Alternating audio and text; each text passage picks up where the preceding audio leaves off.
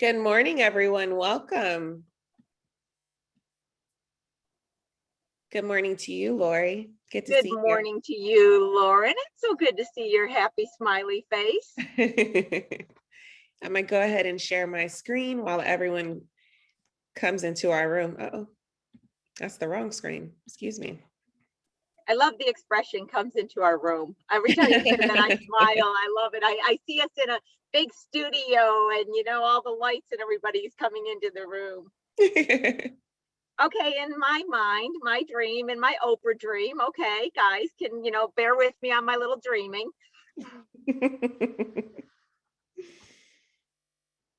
All right. Good morning, everyone. My name is Lauren Simpson, and you have joined us for another episode of SmallBiz Talk, Solutions for Your Small Business, with the incredible Lori Williams. Good morning again, Lori. Good morning. Let me give you a little bit of background to who we are and what we're doing here. So again, my name is Lauren Simpson. I am with the Los Angeles Network, SBDC, or the Small Business Development Center. We are a national program with over 1,000 locations throughout the country, offering no-cost services for local small businesses. Our services are at no cost because your tax dollars are already taking care of our fees. For the Los Angeles Network, we serve small businesses throughout the Los Angeles, Santa Barbara, and Ventura counties. And you can see those locations within our network represented here on this map. We go as far out as Camarillo, over to Santa Clarita, Pasadena, down to Long Beach. So if you are within those areas, please be sure to get in contact with one of our service centers. And again, we offer no cost business advising. And so you are able to get connected with a business expert. So someone like Lori, who is just the guru of all numbers, as well as social media marketing. We have business planning, anything that your small business might need, we have resources for you. So get in contact with us. We also offer virtual trainings, much like what you are attending today. And so to get in contact with us, please reach out to 866-588-7232. Again, that's 866-588-7232, or online at smallbizla.org/new client. If you are joining us from outside of the Los Angeles area, please reach out to americassbdc.org/find your SBDC. And Lori, today is a very special day. Today is SBDC Day. Right, I forgot. It is. Tell us, Lauren, what is SBDC Day? So SBDC Day, you can see it right here on your screen, but it's a national proclamation of the impact of America's Small Business Development Centers, or SBDCs, on the success of our nation's small businesses. So we are in business because of you, and today just celebrates all of the work that we're able to do with all of our small businesses. So Lori, I am excited for today's special show. I'm going to stop my screen here. Awesome. Now, before I share my screen, Lauren, did you want to talk or at least give the link to the California Dream Fund that's coming up? Why don't you take a few minutes and go through that? Because I know we mentioned that we're going to talk about it a little bit last week. Yes. So I will be putting into the chat, Lori, I'm going to make sure I include the California Dream Fund link as well as links to our YouTube so that those who have missed shows or just want to replay shows have that ability. I am also going to be sure to share a link to a form. And so any questions, any show topics, suggestions, and if any of our listeners or viewers want to be a guest on our show, they are able to do so by filling out that form. So going back to the California Dream Fund, it is a new grant program that's coming online. And so there are several TAPE centers that have been presented with the opportunity to participate. The Los Angeles Network SBDC is one of those partners. And so we will be launching our training program this spring. So it'll be happening very, very soon. And you'll want to know more about that program, of course, because once you go through our training, as well as a few other processes. By the end, you should be able to qualify for a $5,000 grant or a $10,000 grant. So again, I'll be sure to list that link into our chat. Anyone who's interested in finding out additional information, be sure to fill out the form on that link. And there's also an FAQ, Lori. And so any preliminary questions people might have, they should be able to find those answers. Right. We want to mention that you have to be a new business, a business that has not started to qualify. So I know, unfortunately, many on the call are already in business and would not qualify for this, but we wanted to do a shout out to any of you that have not started the business yet.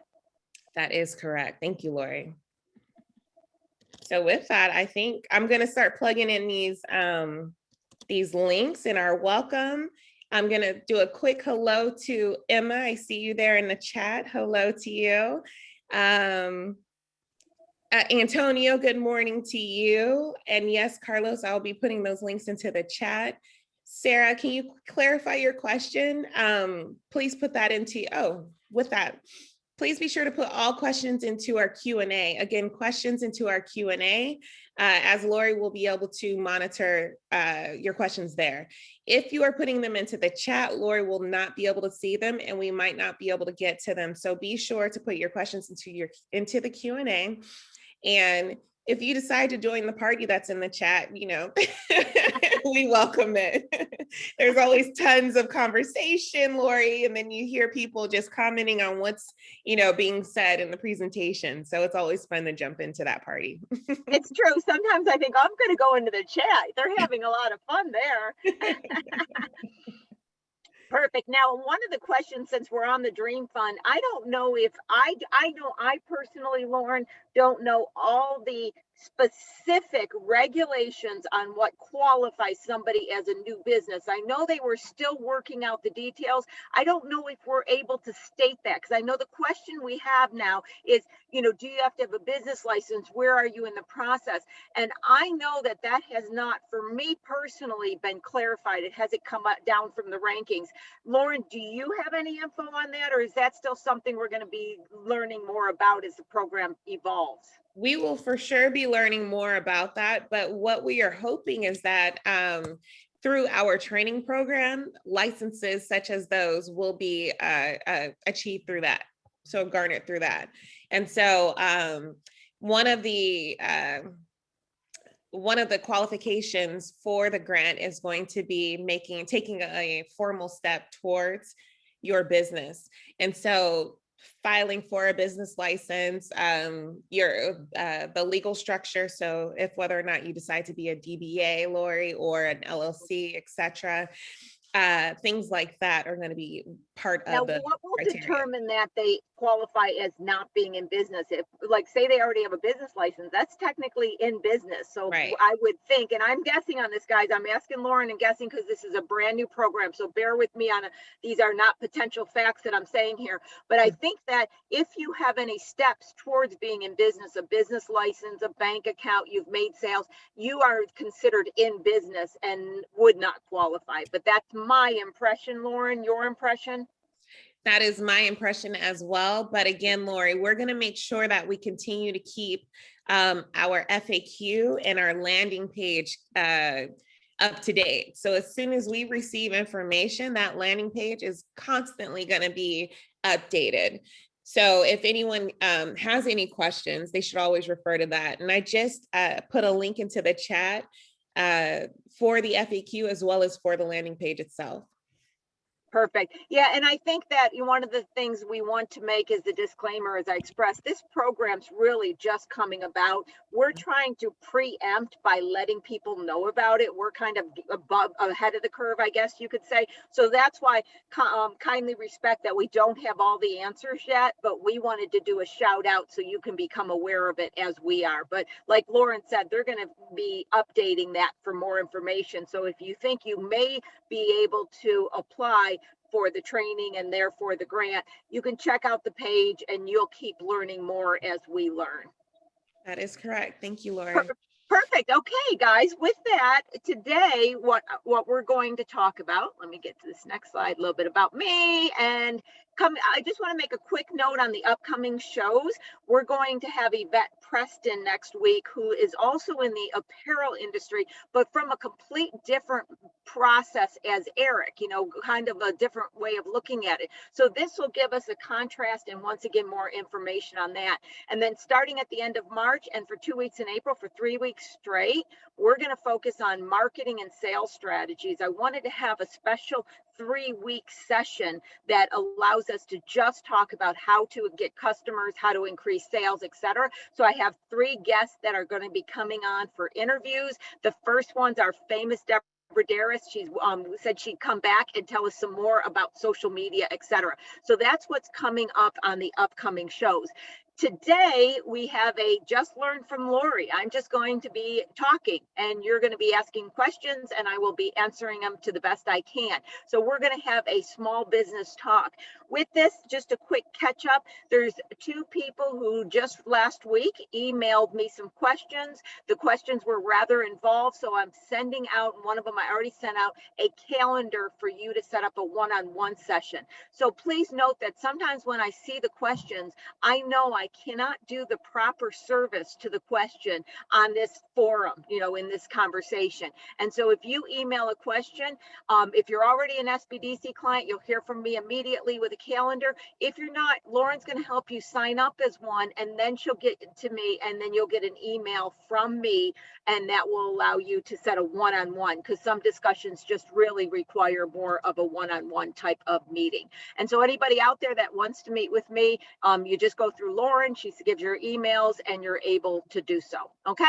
So today, I am, like I said, I'm going to be watching the questions to see what kind of discussions that you want to have. But what I thought I would do is I'm going to have a just basic discussion on business today. What I'm going to talk about is what I express as the fundamentals of business. Now, these fundamentals, as I begin to explain them to you, they apply to any and all business. It doesn't matter if it's a big business, a small business, even a hobby business they would apply to. So what I'm going to speak about applies to every single kind of business. Now, it also applies to businesses that have not started as much as ones that have been around for years. It goes across all of these magnitudes.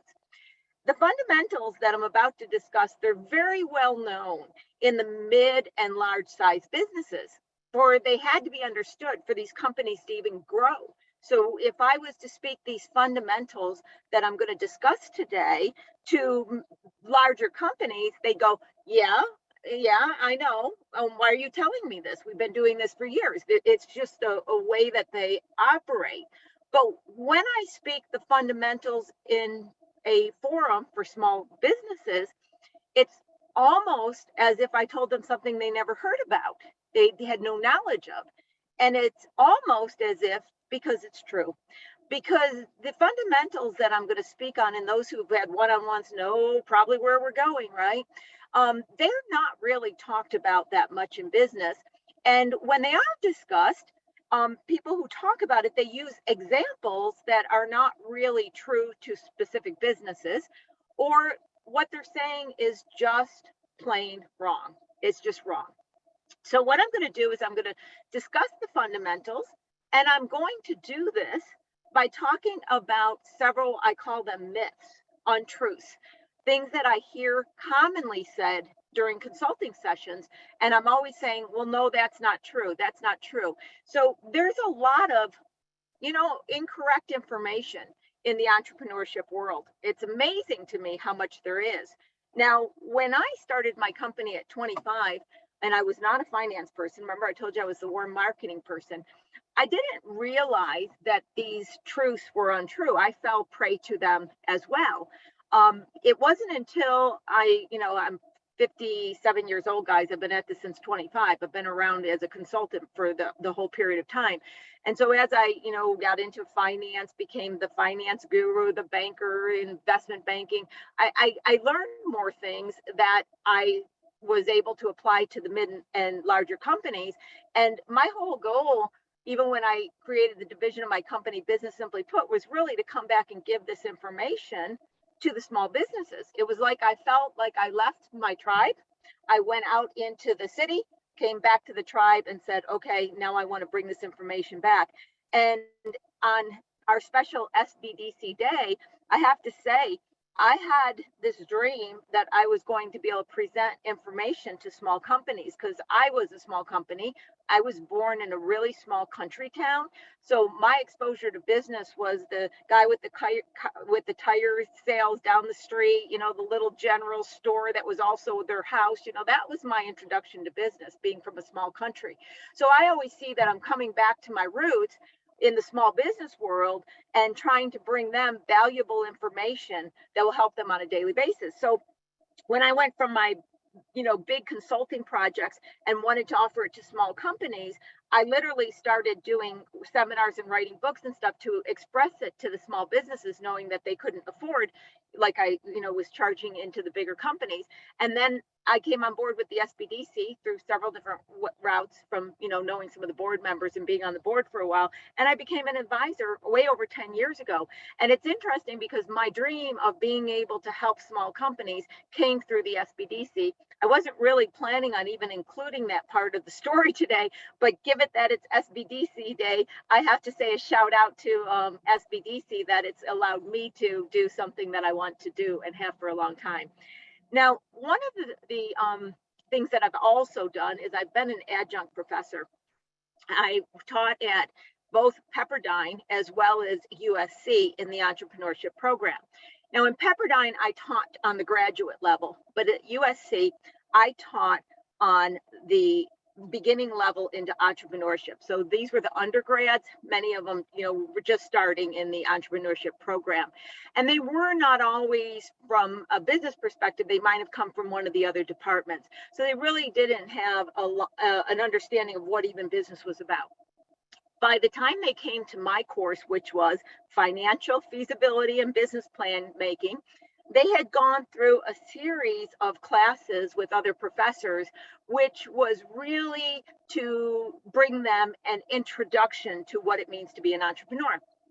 Now, with that, and I'm going to blend two thoughts in, what I've noticed, and I noticed it in USC and I noticed it around the business community, is over the years, entrepreneurship has become cool. At one point, I remember when I started my company, I was seen as stupid. Here you could work for a big company, you get benefits, you get this, and you want to go on your own. That's stupid, But then entrepreneurship over the years became cool, and it immediately was attracted by Hollywood. And when anything gets attracted by Hollywood, Shark Tank and all that, it gets distorted, it gets made romantic, it gets made sexy and everything.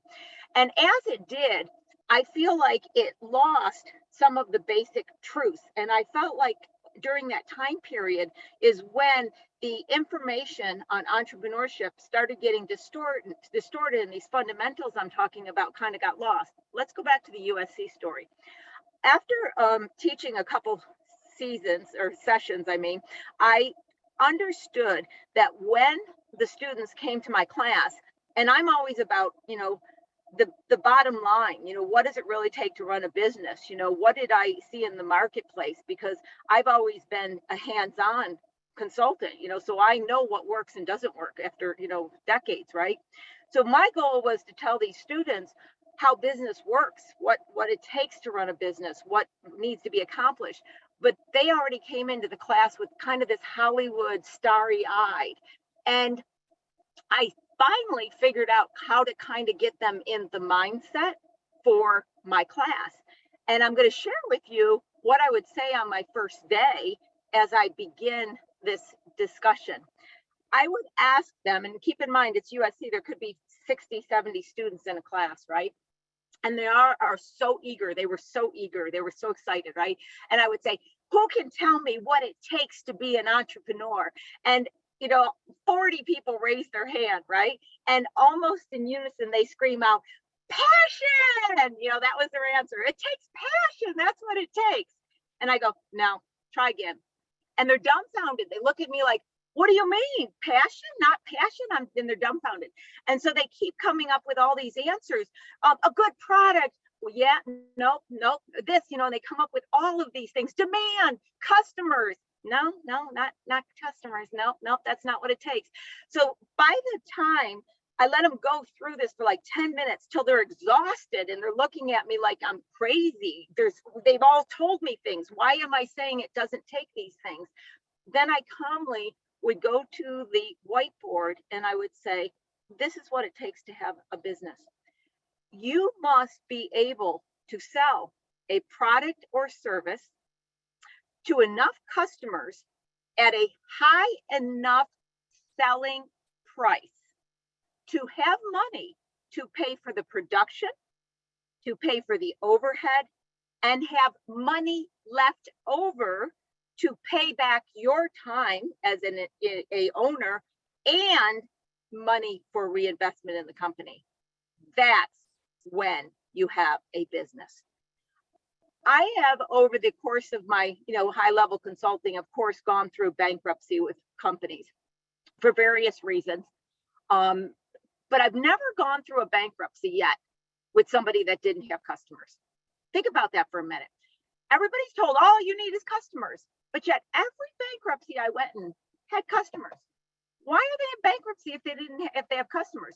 Because they didn't have enough customers paying a high enough price to cover production, to cover expenses, have money left over for owners and reinvestment in the company. That's why they went into bankruptcy.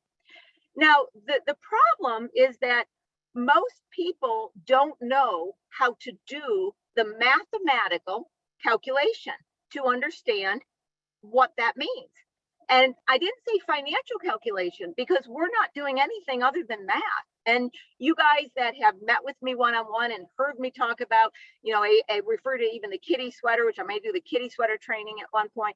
It's a matter of just understanding how to put these numbers together. And it's simple math. It's nothing complicated, right? But you have to be able to consider, what is the selling price of your product or service? How many do you have to sell at that price to cover your expense for production? And then how much money do you have left over after you had the expense for production to pay your overhead? You have to do those calculations. If I see people do some calculation, they may figure out, this is how much my product is selling at. Services as well. So if I fail to say service or I just say product, please, I mean both. These are not immune to a products or service. But they understand, okay, if I sell my widget at $10 and it costs me $6 to make, I got $4 left over, so I must be doing okay. Then they fail to say, but wait a minute, it's $3 for me to run my company. I only have $1 left. $1 is not enough to make it worth it. And as many of you have seen me demonstrate these financially, I turn them into percentages so I can actually analyze what I call a cost structure. What percentage of the revenue does it cost you to produce? What percentage of the revenue does it cost you to run the company? What percentage is left over? Now, these are the type of numbers that you need to understand. This week, and it's not uncommon to this week, it's common a lot, but I've been unfortunately having to talk with more company owners that are trying to decide whether they need to close their business, continue with their business. COVID hit a lot of certain industries, hair salons, et cetera, restaurants very hard. And now with a lot of the government money already being utilized within the company and them maybe not getting back to the sales level they were, or having, dug a little bit of a hole during that time period, they're at a precipice trying to say, should I go forward? What should I do? I had somebody ask me yesterday, they asked me, they said, I got 3 questions. I want to know, if I determine to sell my business, what do I need to do to get my financials in order? If I want to continue with the business, what do I need to look at? And how do I determine whether I can continue with the business? And I said, you actually asked me 1 question. You feel like you asked me 3, but you actually only asked me 1. You really need to know your cost structure and your financials, because if you can determine your cost structure, then you can identify the answer to all those. So I come with myth number 1, And not that I'm putting them in any order, I'm just, kind of chatting them as they come to mind. And that is, that people don't believe that they can calculate these numbers easily. And I am telling you, and I presented in several of the past sessions, that all you have to do is sit down with a crayon and a piece of paper, and you can say, my product is selling at this amount, it costs this to produce, this is a list of my overhead, and you can easily see what it is for your cost structure. So the myth number one is that these numbers are very hard to do and you can't do them. That is not true at all. They're very, very easy to calculate. And depending on where we get today, I may show you a quick example. If not, we'll have another session. I'll go through the examples. You can also look at the past shows because I went through this in detail. Myth number two, I have people that are starting in business. And they say, well, it takes a couple years to be profitable. So we haven't been profitable yet, but we're going to be. So myth number two is the words, well, it takes a couple years to be profitable, so we're going to be. This is a huge myth. This is a huge myth that almost everybody buys into. Let me explain why it's a myth and why it doesn't apply to most businesses today. There is a business fundamental concept where we look at variable and fixed cost. I see a lot of times people send me templates with variable and fixed cost. I take that out immediately and change that. Now, when we had business structures in the past, and I'm talking decades, guys, decades, what these businesses constructed of is some kind of plant, machinery, equipment, something of that sort. We didn't have the internet. There was consulting firms, et cetera. I'm not saying they were not in existence, but the bulk of the businesses, they were manufacturing facilities, okay? When you have a manufacturing facility of any sort or any company that requires a large upfront investment in equipment, it will take a while before you are profitable if you look at that investment in the equipment. And the reason being is you don't buy the equipment and expect it to be paid off in a year. Just like if I bought a car and got a car loan, I might get a car loan 5 years, 4 years, 3 years, right? Well, it's understood that that car will give me the usage of that time plus more. So I'm allocating a certain amount of expense to that car. The car may not be paid off until 4 years, 5 years, whatever I took the loan out for, and then I don't owe anything. Well, when a company is a manufacturing facility, it has to make this large investment in the lease, in the manufacturing. And then what happens though, is after the investment goes up, they do have to hire people, but the major investments don't climb up at the same amount. So you could hire somebody and maybe you only have a demand for 8 widgets, but the machine is capable of making 50 widgets in that hour, day, doesn't matter, just in the concept, right? So I'm paying for this person and I'm paying for this machinery. The machinery has the keyword capacity, capability, capacity. The machine has the capacity to make 40, but I'm only making 8 because that's the only demand.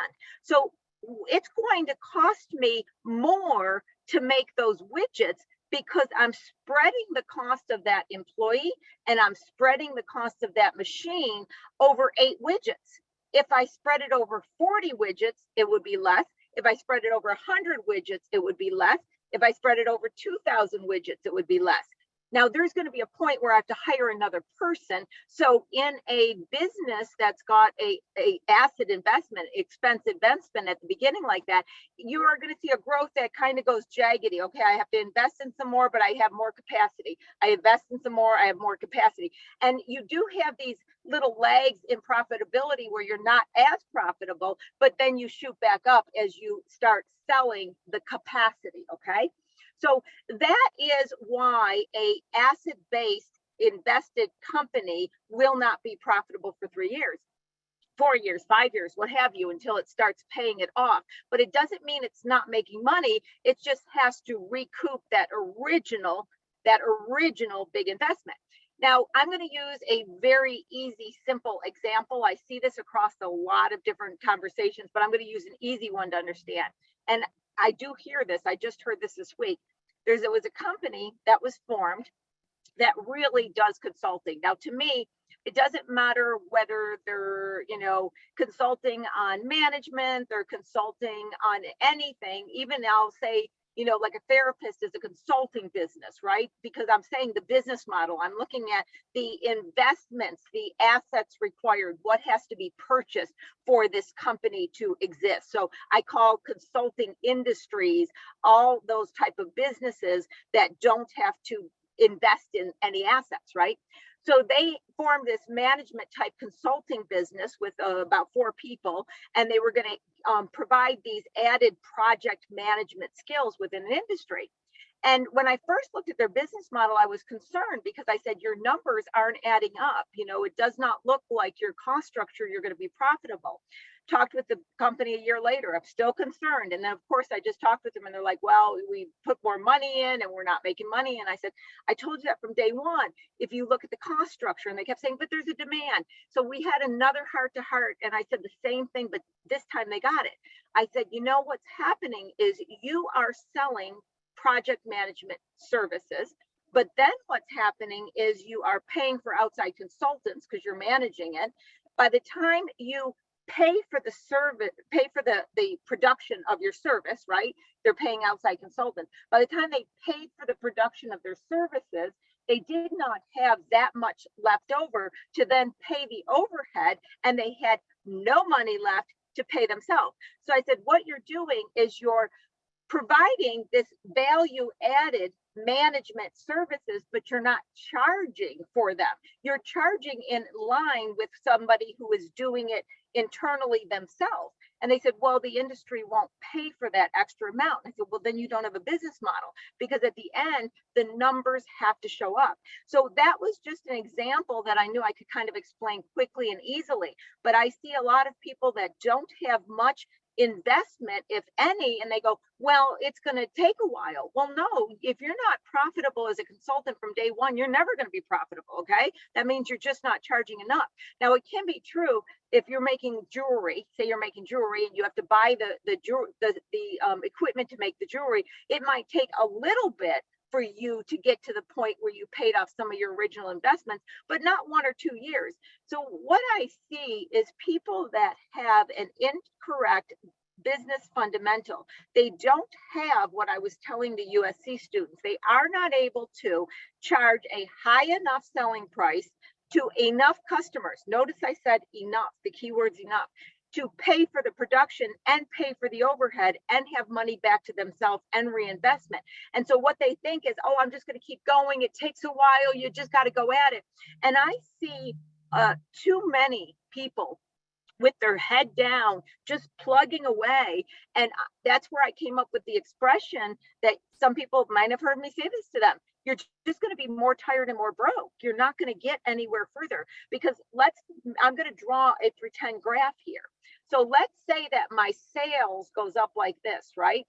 If I am a distributor, I'm buying a product from somebody and I'm reselling it. Now, keep in mind, a lot of people say I'm a manufacturer, but they're using a commercial kitchen. Somebody's making the stuff for them. They're using a commercial, kitchen to make any of their products. If it's creams, they're using a company in China or someplace, nothing against China, I'm just saying an outsourced company, it could be America as well, to produce their product. I'm saying they're not internally manufacturing it. So as your sales goes up, your cost to produce is going to go up in alignment. Now, you might get a quantity discount, but the quantity discounts are not huge. It's not like, oh, you pay 50% less. It's not like that. So you're going to maybe have the sales go up in this line and your cost might go just down a little, but it's going to stay pretty parallel here, right?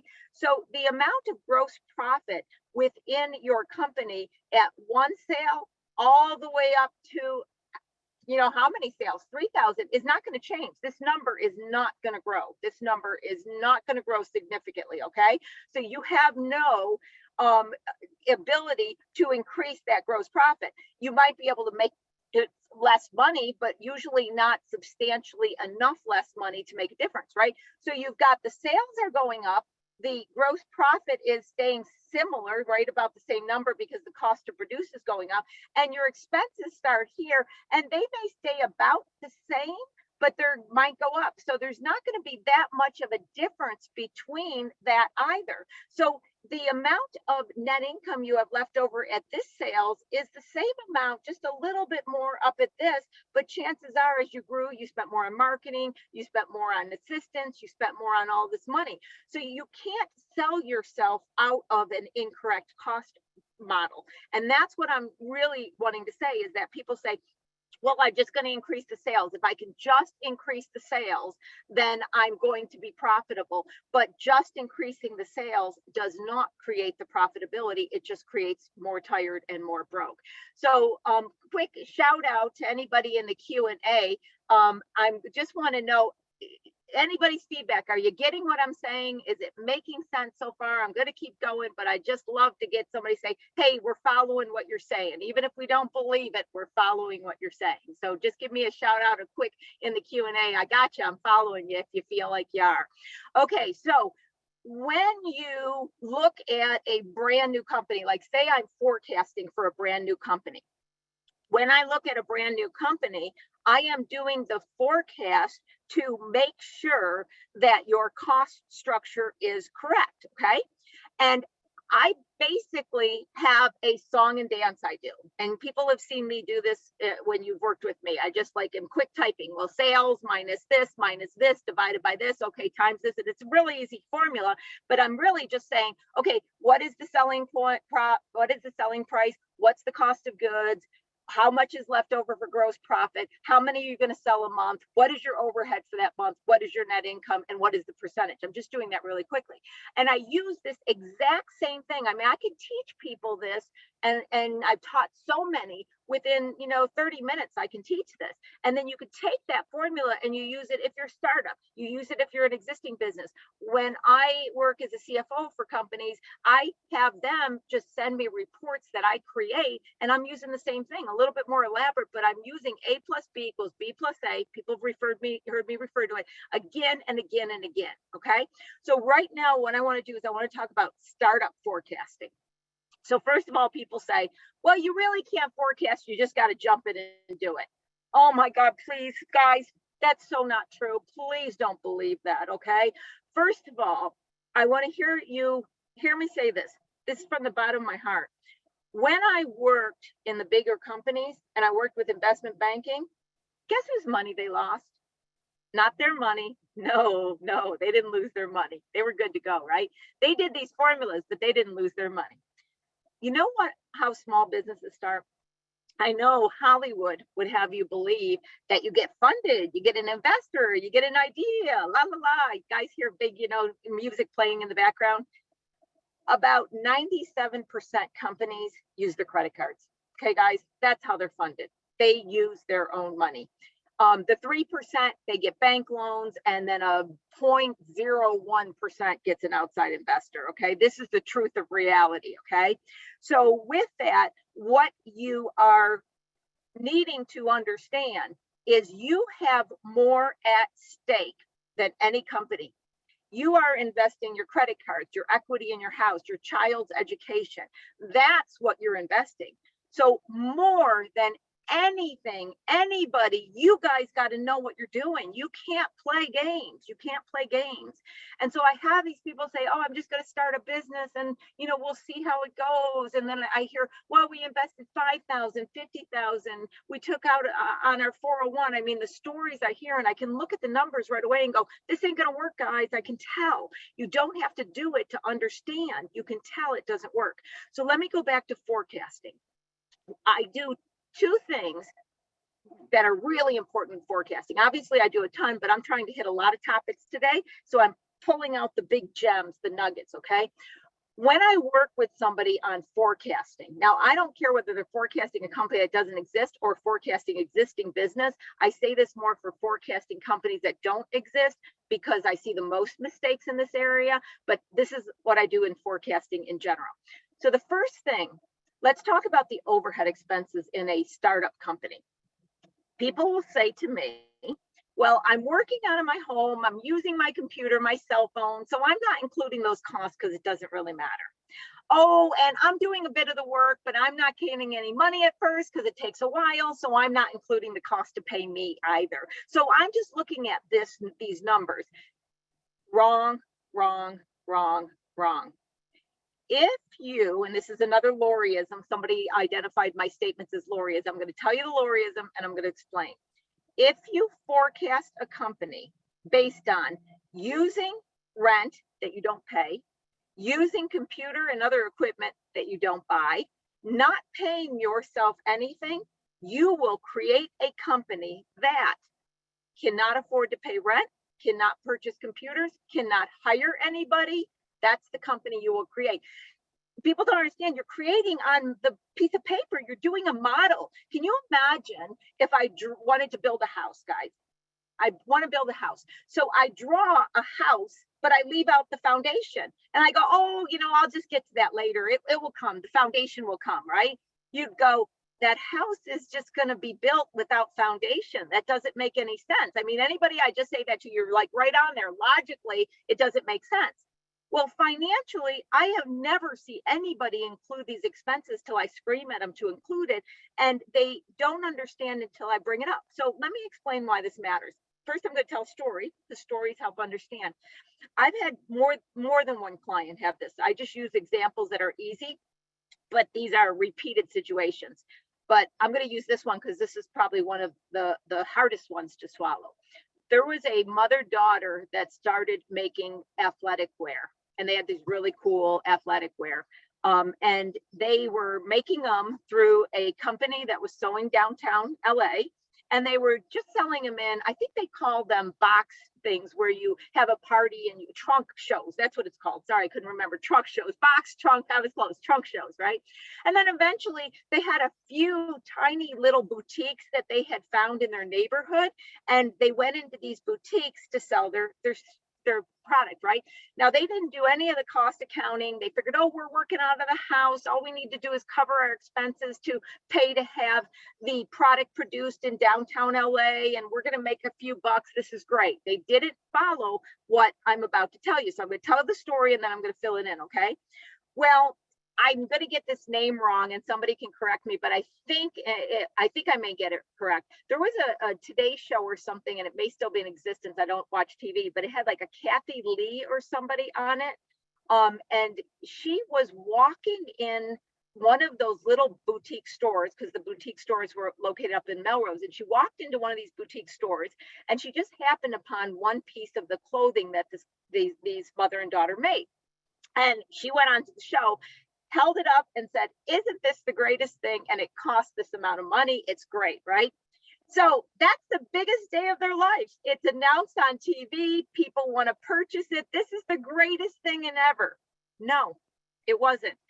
They did not include enough money to be able to produce it on a large scale, to be able to sell it to a wholesale, because they couldn't even up the price to sell it to the wholesaler because the price was now spoken out loud. They had to turn everything down. They did not create the proper cost structure that considered the expenses to take it to any level.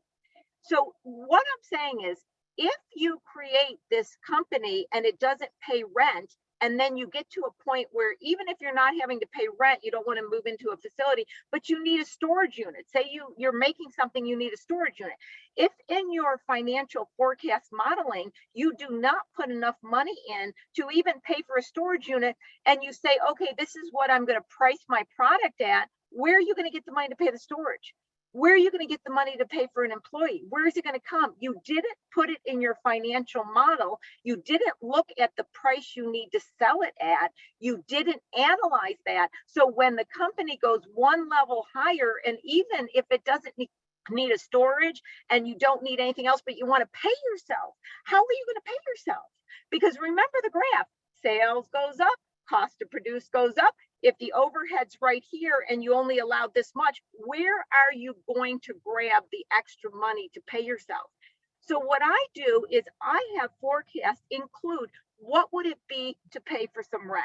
What would it cost you if you replaced yourself to do this task? So I don't have you say, well, I'm the CEO of the company, it's going to be $100,000. No, if you're doing admin work, I say, how many hours are you doing that admin a day? 4, how much would it cost for you to hire a virtual assistant? This amount of money. Put that on the forecast. Now, you know, at the end, you don't have to maybe have the cash to invest that. And you look at that as my initial investment by me not getting paid, but you put it in the business model. You forecast it with the foundation of the house intact. And that is the important aspect, is you forecasted it with the foundation intact. Okay, so with that, I'm going to take a breather and look at some of these questions. So the first one, Lauren, I'm going to get you to take a peek for a second at the Q&A. You're going to see a question from Sarah, and she's looking for a San Francisco office. So I'm going to give that one to you to answer, okay? So I'm going to throw that back to you, Lauren. I'm going to take just 1 second, guys, because some of these are a little bit long. I just have to read it a second so then I could speak on it. So give me just a brief minute here.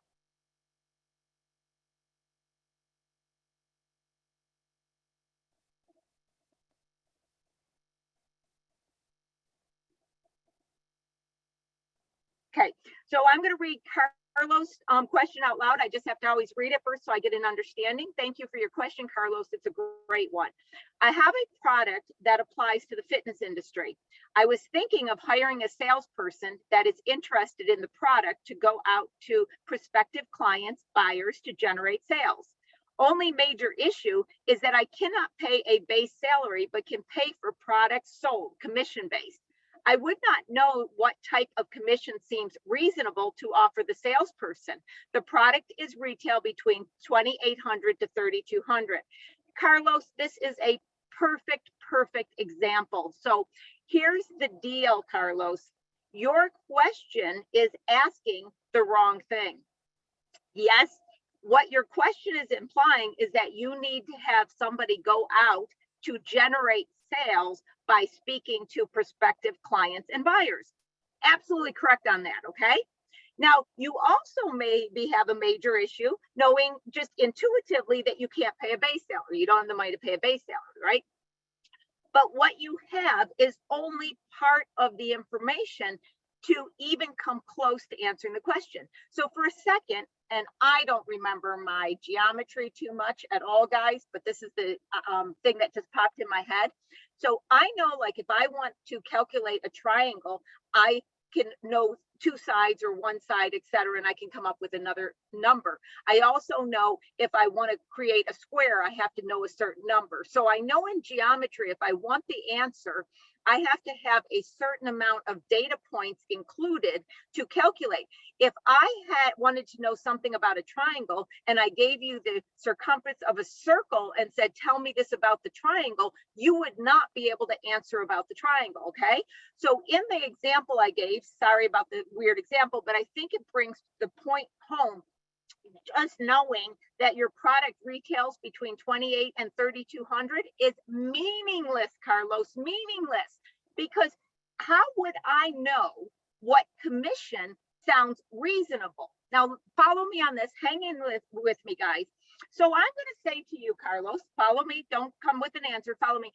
I don't know, if I was selling your product or service, I would not want to do it for less than 20%. I think reasonable is 20%.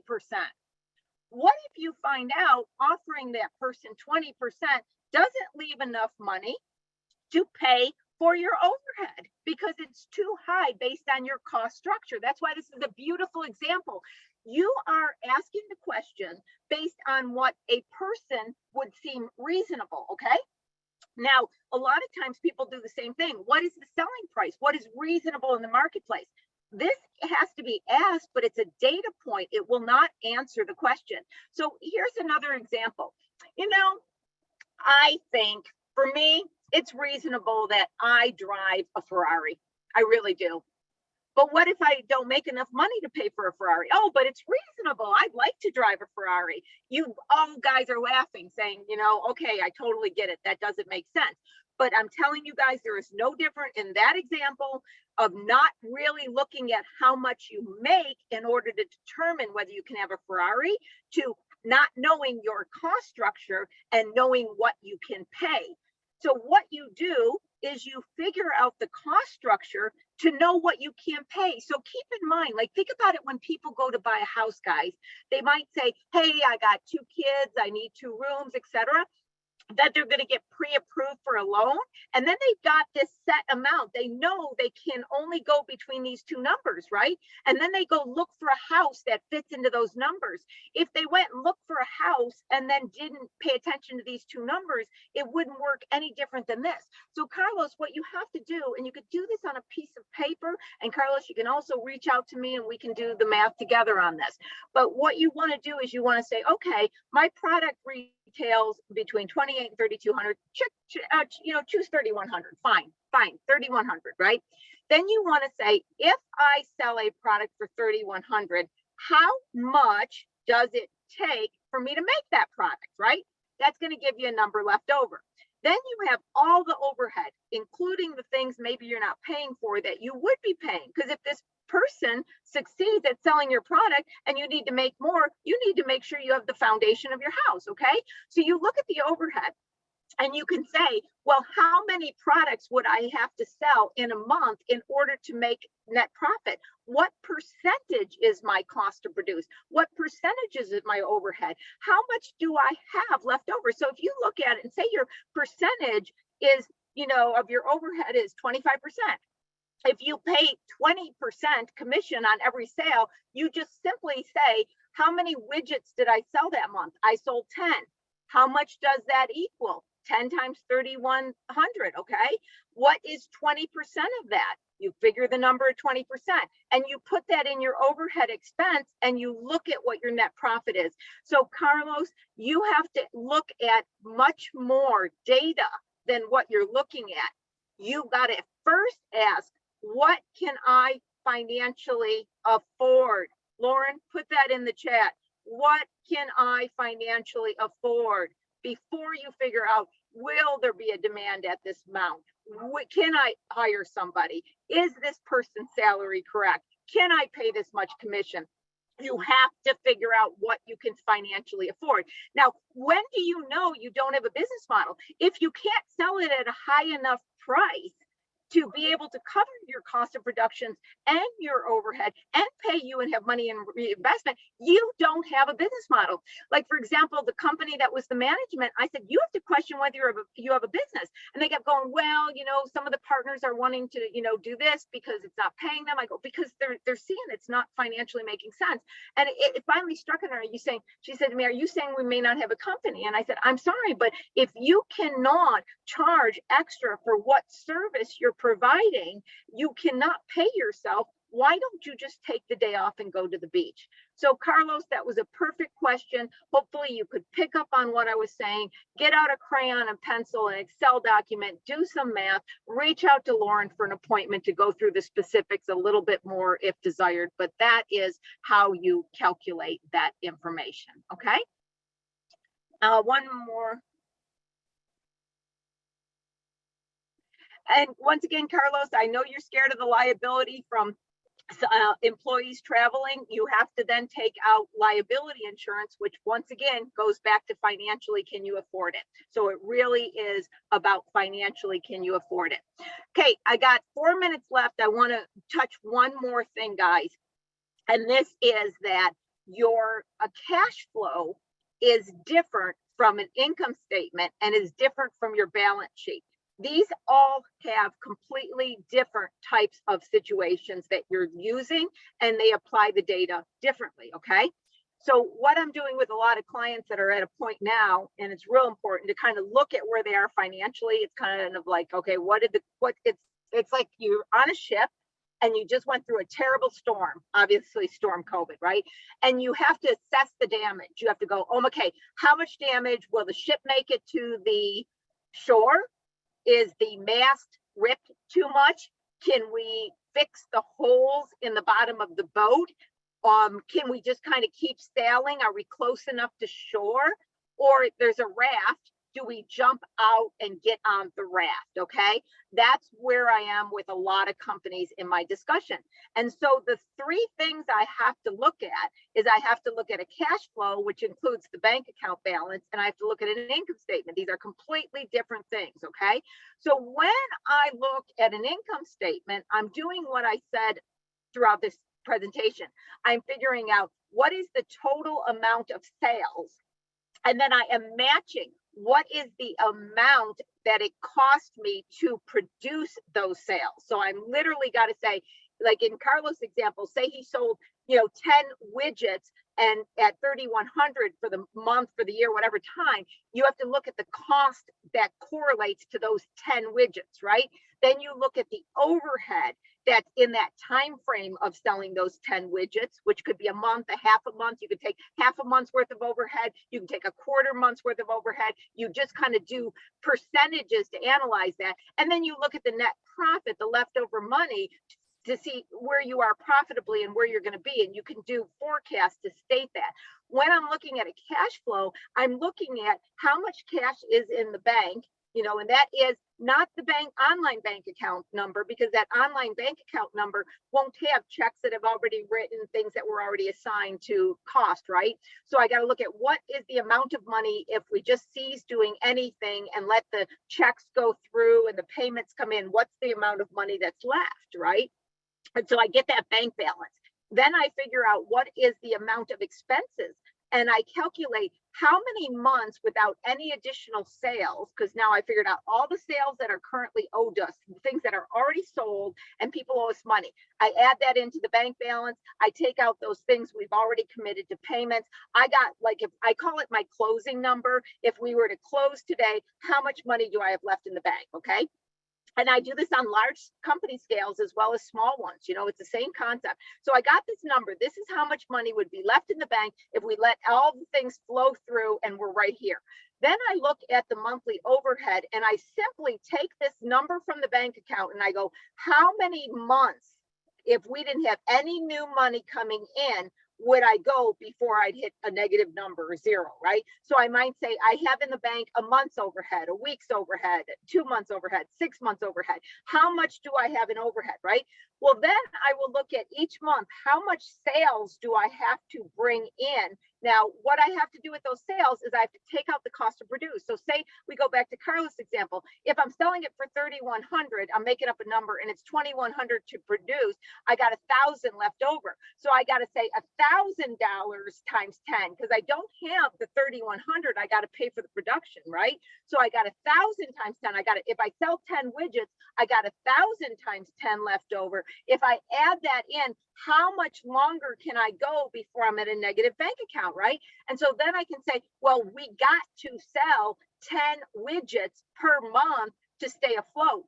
Then I say, is it possible to sell 10 widgets? Well, we've only been selling one.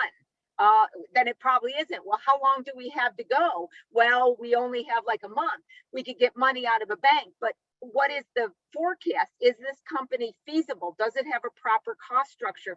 Can we go from here? So you can see I'm asking the same question. I'm doing the same thing. I'm doing the same analysis, but I'm literally, what I'm doing, and this is the final word I want to communicate to you guys, okay? I'm going to sound like somebody like, you need to go within. Okay. And I'm not saying go within and find yourself, guys. I'm saying you need to go within your company, find your cost structure first.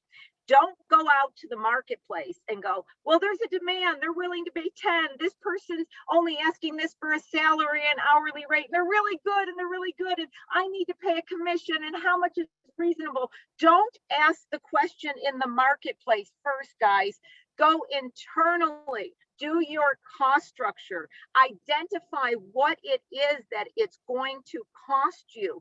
Identify what percentage you have. Then see if what you have available financially in your cost structure aligns with the marketplace. Then and only then do you know if you have a business model worth going after or continuing. That is the only way you know. I come full circle to my day at USC. How do you know you have a business? What does it take? Passion, Passion gets you out of bed, guys. That's all it does. Passion gets you out of bed. In order to have a company that will succeed, you must sell at a high enough price to enough customers to cover the cost to produce, to cover the overhead, have money left over for yourself and for reinvestment. That is the only way that you will have a business. Okay, finishing up on questions. Heather, I think I got an email from you, and I have your email address. I'm sending out for you to schedule an appointment. There are no Excel templates for cost structures that exist in the marketplace, but I will create one specific to your company for you. So we just need to get an appointment going so you can have a one-on-one. And let's see. Okay, and Anonymous asked a question on CalSavers 401 program. I am not familiar with it. If you want to send your question to Lauren, please do. I will do some research on it because I am not up on that, so I don't know. So I think with that, I got all the questions. I sincerely hope that my discussion today has helped people come to a better understanding about the fundamentals of business. My goal today was, rather than go through all these numbers where some people get lost in the math, is to just share stories and help people to understand what I'm saying. I probably am one of the only a few small business advisors that just hone on cost structures, because when you get to the middle market and larger companies as a CFO, your entire existence is about making sure the company is financially feasible and profitable. So this language that is spoken so much in that world is not spoken in the small business world. And the reason I believe that to be, I'm going to end on this understanding. I told you I was born in a small country town. And the companies that I saw was the person selling tires out of his home and the person with the little general store. Back in those days, we didn't have QuickBooks, we didn't have any of this, but the people, and I came from, my grandparents were farmers.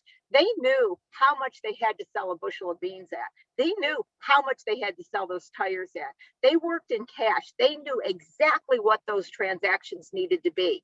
Small businesses were not exposed to accounts receivables and payables and all the things they are today. Small businesses were mostly cash, right? Physical cash. Today, they still are doing their accounting on cash, but they're using credit. So what is happening is small businesses are engaged in, affected by, influence the same factors, the same influences that a large company is affected by, right? But they're not taught these things that affect them now like they didn't before. A newspaper, a young kid selling newspapers knows at the end of the day how much cash they had in the pocket, right? Today, small businesses don't know that because they got too many moving parts. So it's important, it's very important that small companies understand these type of mathematical equations. So with that, Lauren, I'm sending it back to you. I think there was a party in the chat. I don't know, but it seemed like I saw just a lot of movement in the chat. I don't see the words, but it's in the background, and I just see new message. Did you guys have fun in the chat? Oh, there were tons of things going on in the chat. Actually, Lori, I know we're ending, but there was a question from Donna, and I had a few people in the chat who ask away. I got time. Go ahead. Okay, ask great. away. Because there are a few people who are just saying, oh my gosh, great question. So Donna Brown asked, if you are an online company and you do all online business, on your taxes, how do you characterize the cost of web hosting, business email setup, domain names, marketing of the website, and SEO, etc.? You can look, when you look at the tax forms, you'll see things like office expenses, etc., and you see marketing. So you could either put some of those under marketing, right? and some of them under office supplies, office expenses. But it sounds to me like a lot of the things that we're mentioning here, email and stuff, you can put under marketing.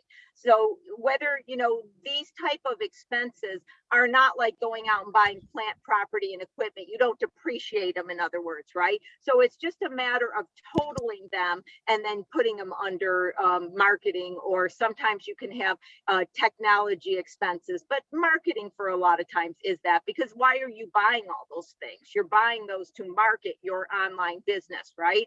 So even though it sounds like web service is something else, it's really a marketing service. So either or. The category of office supplies and the category of marketing, they're handled the same from a tax perspective. You just don't want to suddenly have a huge amount of office supplies where they say, well, why does this company have that many office supplies? So that's the way at the other edge concern, when you categorize. But when you have to really concern yourself with correct categorization is when it significantly makes a difference. Like if you had a cost of goods, I was having chairs made and I put the wood in marketing, that's not going to be proper because that's really a cost of goods. And there's a section for cost of goods, right? But when it comes to taxes, there's no section that says web development, because taxes and the forms for taxes are set up to look at those things that have different tax treatments. Income statements are set up to look at the different things we invest in for internal decision making. That's why your internal decision making income statement may show a separation between web development and email and pencils and pens, but on a tax return, it's not going to be categorized in that detail. So really, you can't go wrong on that if you put it under marketing. Perfect. Thank you, Lori. That was a fantastic answer. Thank you. Okay, so with that, I think we're done. I don't see any other questions. I just see a lot of people wanting to get in contact with you. I am listing my email address in the chat once again, so that those who want to get connected with you can. Awesome. I am also, so let me just go ahead and start listing those items now. If you are looking to be a guest on our show, or if you have a question, or if you have a suggestion for a show topic, please be sure to click that link that I just entered into our chat. We'd love to hear what you've got to say. For recordings, I'm listing our YouTube right now. And again, these are going to be recordings to past shows, as well as today's show will be up later today. And Lauren, I can't remember the exact date, but I think it was about the beginning of January where I did a talk show just on the cost structure and stuff. There was a couple. So when they go through the old ones, if you didn't see that or wanted to re-see it with this information, go back and check. I think it was the beginning of January, but you always know, because at the very beginning, I go what this show's about. So if it's not a guest and it's me, I'm probably talking about this stuff. Thank you for that, Lori. And then also the YouTube description speak to what the show's about as well. Right, exactly.